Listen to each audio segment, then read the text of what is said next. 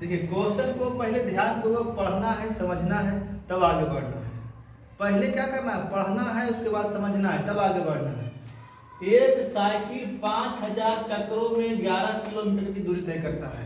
Cycle समझते हैं ना, साइकिल साइकिल बोला बाबू, तो साइकिल में जो पहिया होता है वह वृत्ताकार होता है ना। तो 5000 जब चक्कर लगा रहा है तो कितना दूरी तय कर रहा है, दूरी तय कर रहा है 11 किलोमीटर। कितना दूरी तय कर रहा है बाबू, 11 किलोमीटर। तो जैसे किलोमीटर में दिया हुआ है तो 11 को किलोमीटर को हम मीटर में बदल देंगे, है ना। 1000 से गुना करना पड़ेगा तो कितना हो जाएगा, 11000 मीटर हो जाएगा। समझ गए बाबू, 11 किलोमीटर को सबसे पहले हमने क्या किया, इसको मीटर में बदल दिया, है ना। तो क्या कह रहा है कि 5000 चक्कर लगा रहा है। कितना चक्कर लगा रहा है, 5000।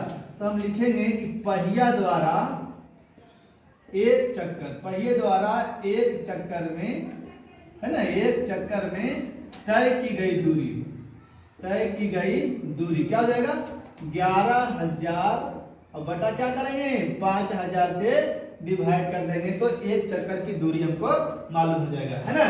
तो इसको 3 0 से 3 0 कट जाएगा बाबू, तो क्या बचेगा, 11/5 मीटर।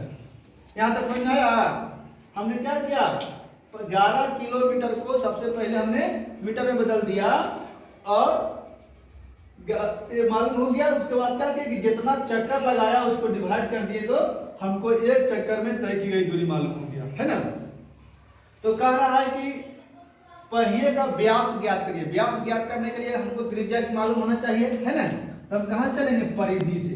तो वृत्त की परिधि क्या होता है बाबू, बोलिए। वृत्त की परिधि, वृत्त की परिधि बराबर 2πr, है ना। ये जो चक्कर लगाया बाबू, परिधि न हो गया, है ना। तो परिधि हो गया कितना, 11/5 बराबर 2 गुने पाई का मान जानते हैं, 22/7 गुने r, है ना। बराबर में कटता है, जानते हैं कि नहीं, 11 दूनी 22। तो क्या बचा, 1/5 बराबर 2 दूना 4 गुने r, 4r/7। समझ रहे हैं।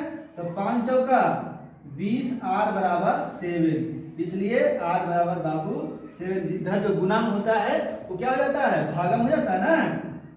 r का मान कितना हो गया, 7/20। हमको क्या निकालना है, व्यास। हमको क्या मालूम हो गया, त्रिज्या।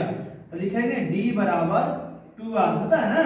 तो 2 गुने r का मान 7/20, कितना हो गया, 2 दहे 20, कितना हो गया, 7/10 मीटर। ये आपका आंसर हो गया। समझ पा गया सब बच्चा, सबका समझ में आ गया, ठीक है।